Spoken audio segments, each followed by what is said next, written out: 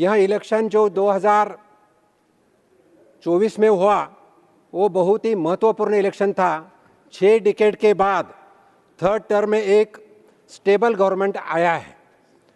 यह government NDA का है और ये प्री पोल अलायंस एनडीए का था। ये मैं सभी सदस्यगण को और आप सभी को पता है।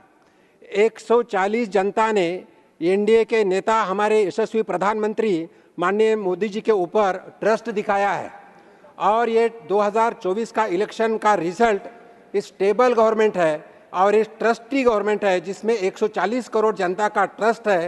ये ट्रस्ट इन पॉलिसी है, ट्रस्ट इन इंटेंशन है, ट्रस्ट इन डेडिकेशन है और ट्रस्ट इन डिसीजंस है। माननीय सभापति महोदय,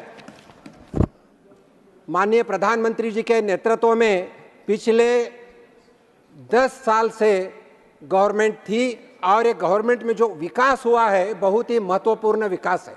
अगर 2014 के पहले की बात अगर देखें, हम अब जब अखबार खोलते थे तब एक भ्रष्टाचारी यूपीए की गवर्नमेंट थी और बहुत सारे मंत्री जेल में गए थे। उतना ही नहीं, हर एक शहर में, बड़े बड़े शहरों में आतंकवादी हमले होते थे और भारत की छवि पूरी दुनिया में, एक गरीब देश, भारत का सम्मान पूरे दुनिया में कम हुआ था।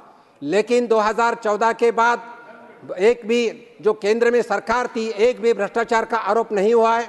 उतना ही नहीं तो मैं बताना चाहता हूं, एक भी बड़े शहर में कोई आतंकवादी हमला नहीं हुआ है और भारत की जो फ्रेजाइल इकोनॉमी थी तो इकोनॉमी बढ़ चुकी है और भारत का सम्मान बढ़ चुका है। सही मायने में अगर देखें तो 2014 से 24 लेकर भारत की तस्वीर और तकदीर बदलने का काम प्रधानमंत्री मोदी जी के नेतृत्व में हुआ है।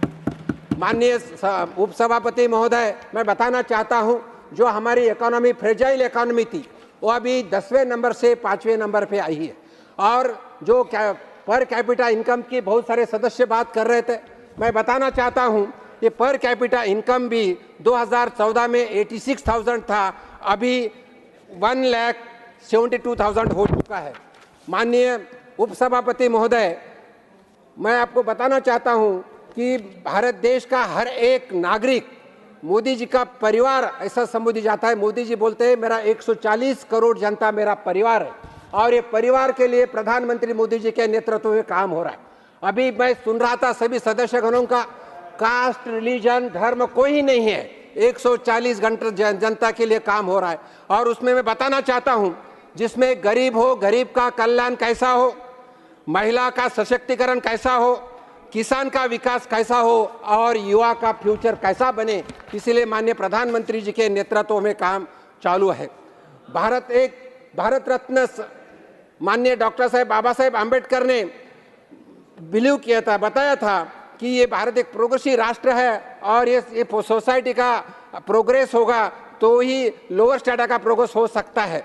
वैसे ही भारतीय जनसंघ के संस्थापक दीनदयाल जी उपाध्याय जी ने बताया था, जब तक अंत्योदय यानी गरीब से गरीब आदमी को मदद नहीं मिलेगी, गरीब से गरीब आदमी का विकास नहीं बनेगा, तब तक हमारे भारत की विकास नहीं हो सकता।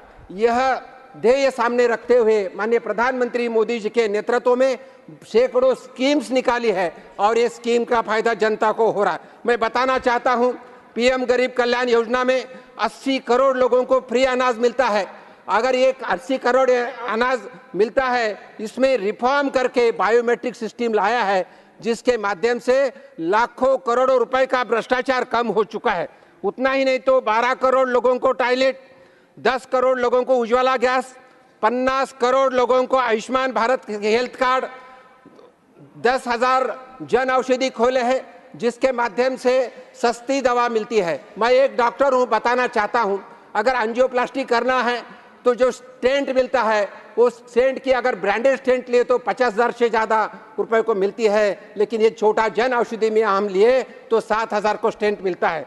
उतना ही नहीं तो 4 करोड़ लोगों को आवास और फ्री ट्रीटमेंट इसमें दिया है। मैं इतना ही बताना चाहता हूँ। वैसा महिला का सबलीकरण करने के लिए बहुत सारी स्कीम्स है, किसानों का विकास के लिए भी बहुत सारे स्कीम्स है और युवा का फ्यूचर के लिए भी बहुत सारे स्कूप है। मैं विनती करता हूं आप सभी को, हम लोग इलेक्शन तो हो गए हैं अभी और भारतीय जनता पार्टी और एनडीए के माध्यम में प्रधानमंत्री मोदी जी के नेतृत्व में सरकार बनी है। हम सब मिलकर सोचना चाहिए भारत देश का विकास कैसा बने, भारत विश्व बंधु कैसा बने और भारत विश्व गुरु कैसा बने। इसी के लिए सब मिलकर काम करने की जरूरत है। इन शब्दों के साथ मैं आपका धन्यवाद करते हुए इस प्रस्ताव को मैं सपोर्ट करता हूं और राष्ट्रपति जी का धन्यवाद अदा करता हूं।